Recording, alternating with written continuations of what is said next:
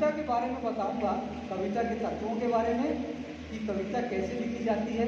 आप लोग जो बोलते हैं ना बहुत आसान है, वाकई में बहुत आसान है, और मेरी बात करने के बाद आपको बहुत ही आसान लगेगी कविता, कि कविता कैसे लिखी जाती है। बस ये थोड़ी सी संक्षेप में बातें बताऊंगी। हमारे सब युवा स्टूडेंट यहाँ पर बैठे हुए हैं, खास तौर से उनके लिए ये बातें मैं कहना चाहता हूँ। बाकी जो सिद्धहस्त हैं, कवि हैं, लेखक है, वो तो जानते ही हैं। तो कविता में सबसे पहले जैसे कि हम खाना पकाते हैं, तो खाना पकाने के लिए हम सब्जी पकाना है तो तेल लेंगे, मसाले लेंगे, सब्जी लेंगे। वैसे कविता को लिखने के लिए या कविता को बनाने के लिए हमें कुछ कच्चे माल चाहिए। और ये सामग्री कहाँ से मिलती है? ये मिलती है हमको समाज से। समाज की जो हमको देन है वो हमारी रचनात्मकता की है, इसलिए कि शब्द, भाषा, हमारे आसपास घटित होने वाली चीज़ें, हमारे सारे अनुभव, हम सब कुछ समाज से लेते हैं। यदि समाज हमको कुछ नहीं देता तो हम कैसे लिखते हैं? तो ये समाज को आप मानिए। बहुत विस्तार में नहीं बताऊंगा, संक्षेप में कुछ बातें कहना चाहता हूँ। रचना के निर्माण के लिए दूसरा तत्व होता है कविता के लिए, वो होता है भाषा। यदि हमारे पास भाषा नहीं हो तो क्या हम कविता लिख पाएंगे? नहीं। तो जो आदिम मनुष्य था ना, उसके पास एक भाषा थी पहले, लेकिन कोई भाषा नहीं थी। आप सोचिए उस आदिम मनुष्य इंसान के बारे में जिसके पास कुछ नहीं था।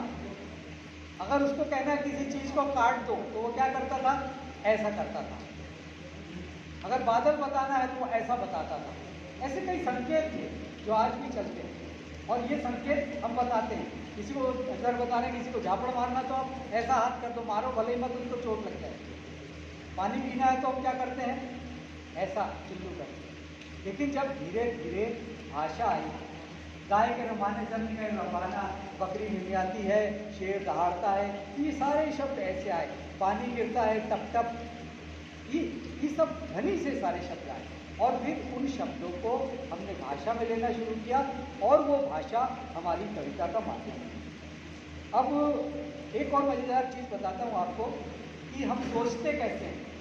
अगर हमारे पास भाषा नहीं होती, ये मनोविज्ञान शुरू हो कि अगर भाषा नहीं होती तो हम सोच नहीं पाते, क्योंकि सोचने के लिए एक भाषा अनिवार्य है। यदि आपको कोई भाषा नहीं आती तो आप सोच नहीं पाए। आप खाली उन दृश्यों को देखेंगे लेकिन आप सोच नहीं पाए। बताना दूर की बात है, सोचने की बात है। और तीसरी चीज़ होती है हमारा स्मृति भंडार, यानी कि हमारा मेमोरी पैटर्न। ये हमारा जो मस्तिष्क है ना, ये बहुत सुंदर चीज़ है। ये छोटा सा होता है, इसका जब बच्चा जन्म लेता है तो 250 ग्राम का होता है।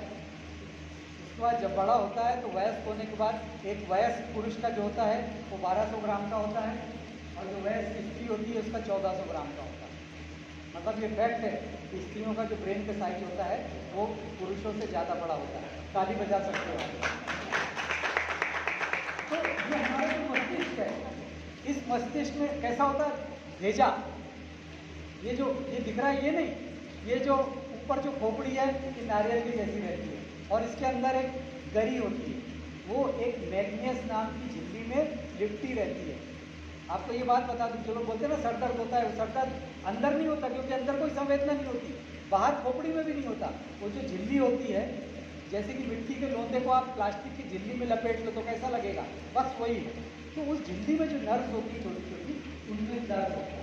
सर दर्द हमेशा वही होता है, याद रखिएगा आप। तो ये जो हमारा मस्तिष्क होता है, इसमें छोटी छोटी सी नर्व्स होती हैं, और उन नर्व्स के माध्यम से वो हमारा हार्डवेयर बनता है। तो हमारा मन जो है, मनोविज्ञान की बात है, तो मन क्या है? मन हमारे शरीर में कहीं नहीं होता। किसी से पूछो ना मन कहाँ होता है। एक क्लास में मैंने पूछा तो बच्चों ने कहा कि मन यहाँ होता है, किसी ने कहा कि मन यहाँ होता है, एक ने कहा मन तो आँख में होता है। मैंने कहा आँख में कैसे? बोले अपन नहीं बोलते, मन की आँखों से देखते।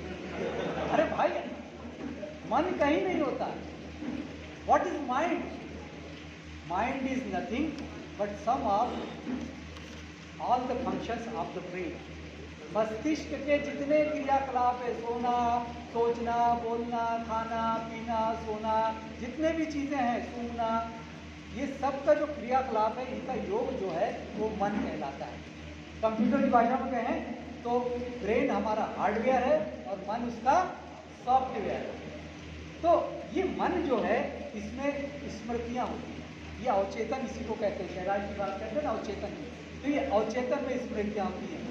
अब उन स्मृतियों में क्या चीज़ होती है, अब हम कविता लिख रहे हैं तो कविता लिखने के लिए हमको शब्द चाहिए, तो शब्द हम कहाँ से लाते हैं, शब्द हमारे स्मृति भंडार से लाते हैं।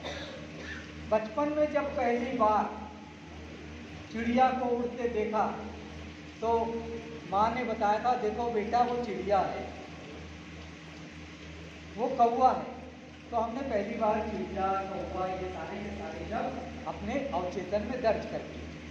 उसके बाद जब भी किसी ने पूछा कि ये क्या है, तो आप झट से बताओगे चिड़िया है। ये क्या है बताइए, चश्मा। ये पहली बार आपको याद है, आपको किसी ने बताया था कि चश्मा है? ये शायद बचपन में बताया होगा किसी ने, दादाजी का चश्मा है, घर में किसी का चश्मा। तो ये सारे शब्द हमारे स्मृति भंडार में आ जाते हैं और फिर वहाँ से चुनकर हम उनको कविता में लिखते हैं। अब चौथा जो है वो है अनुभव। अनुभव कैसे होते हैं? अनुभव हमको कुछ भी हम काम करते हैं, हमारी 5 इंद्रियाँ हैं। स्पर्श इंद्रिय है, घ्राण इंद्रिय मतलब सूंघते हैं, आँखों से हम देखते हैं, दृष्टि केंद्र है, बोलते हैं और स्पर्श करते हैं। ये सारी जो इंद्रियाँ हैं, इन इंद्रियों के माध्यम से जो भी अनुभव प्राप्त करते हैं वो हमारे अनुभूति के रूप में यानी कि परसेप्शन के रूप में, एक्सपीरियंस यानी अनुभव और परसेप्शन यानी अनुभूति के रूप में हमारे मस्तिष्क में दर्ज हो जाते हैं। जब कोई गर्म चीज़ पकड़ते हैं तो हम क्या कहते हैं, अरे गर्म हो रहा है। ये अनुभव आपके मस्तिष्क में दर्ज हो गया। तो जब आप कविता में वो चीज़ आएगी तो आप उसको लिखोगे, आग गर्म है, जंगल जो है वो आग की तरह तप रहा था, पेड़ों से ठंडी हवा आ रही थी, क्योंकि आपको ठंडेपन का अनुभव है, आपको गर्मी का अनुभव है, आपको स्पर्श का अनुभव है।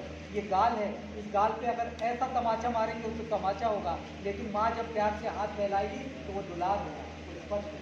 गाल वही है, हाथ वही है, तमाचा वही है, लेकिन आपकी अनुभूति में अंतर है। तो ये अनुभूतियाँ जो होती हैं इस तरह से हम अपने मस्तिष्क में दर्ज करते हैं और जब हम कविता में लिखते हैं तो दुलार के बारे में लिख रहे हैं, चांटे के बारे में लिख रहे हैं। एक लाइन है कवि कल्लोल चक्रवर्ती की बड़ी प्रसिद्ध कविता है, वो लिखते हैं शोषण के ऊपर कि मुझे पीटो,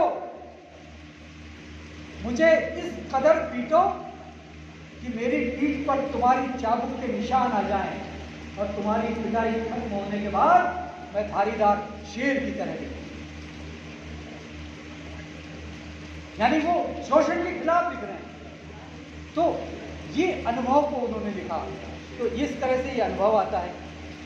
अब कविता में या कोई भी कहानी हो या रचना हो, हम जीवनानुभव को रचनानुभव को जीवनानुभव में कैसे बदलते हैं, ये आपको मैं बता रहा हूँ। तो अब जब हम अनुभव के बारे में लिखते हैं तो अनुभव पर लिखना आसान नहीं होता। ये बहुत सारी छोटी छोटी चीज़ें होती हैं जिनको कि हम अपने अनुभव में लिखते हैं। और 2 तरह की चीज़ें होती हैं। ऐसा कहा जाता है कविता के बारे में कि जब तक आपने भोगा नहीं तब तक आप उसको लिखेंगे नहीं। तो ये भोगा हुआ यथार्थ, हम जो कविता लिखते हैं उस कविता में हम अपने भोगे हुए सत्य को लिखते हैं। लेकिन कभी कभी ज़रूरी नहीं होता। अगर हम किसी के दुख को देख रहे हैं, किसी की पीड़ा को देख रहे हैं, तो हम उस पीड़ा को भी उस कविता में उतार सकते हैं। तो ये एक बड़ा लंबा विषय का बहस का विषय है कि कैसे ये सारी चीज़ें कविता में आती हैं। अब एक चीज़ और, कविता के बारे में कहा जाता है, आप लोगों ने अक्सर ये शब्द सुना होगा, कवि में जन्मजात प्रतिभा होती है। सुना है आपने कि वो तो जन्मजात कवि है, उसको कविता लिखने की दैवीय शक्ति प्राप्त है। वो बैठा रहता है और कविता आसमान से उतरती है और वो कागज पर लिखता चला जाता है। दोस्तों ऐसा कुछ नहीं होता। कविता हो या कहानी हो, इसे बहुत मेहनत से प्राप्त किया जा सकता है। इसे बहुत अनुभव के द्वारा, अनुभूतियों के द्वारा, अध्ययन के द्वारा। कैलाश जी ने आखिरी में एक बात कही थी आप लोगों के लिए कि अच्छी किताबें पढ़ें। बहुत अच्छी किताबें पढ़ना जरूरी है। तो जो हमारे मित्र हैं, चाहे वो लिख रहे हों, चाहे कई साल से लिख रहे हों, मैं आज भी हर साल हज़ारों रुपए की किताबें खरीदता हूँ, उनको पढ़ता हूँ। मुझे लगता है कि मैं जब 200 पन्ने पढ़ूंगा तब जाके मैं 2 पन्ने लिख पाऊंगा। तो किताबों का ये महत्व है। और दैवीय शक्ति की बात है तो मैं कहता हूँ कि कोई दैवीय शक्ति नहीं होती, कोई सरस्वती की पूजा करने से आपके ऊपर सरस्वती सवार नहीं होती, कभी आपको उससे कविता लिखने की प्रेरणा नहीं मिलेगी। कविता लिखने के लिए आपको स्वार्जित सारे अनुभव चाहिए, आपको अर्जन करना पड़ेगा, आपको वो प्राप्त करना पड़ेगा।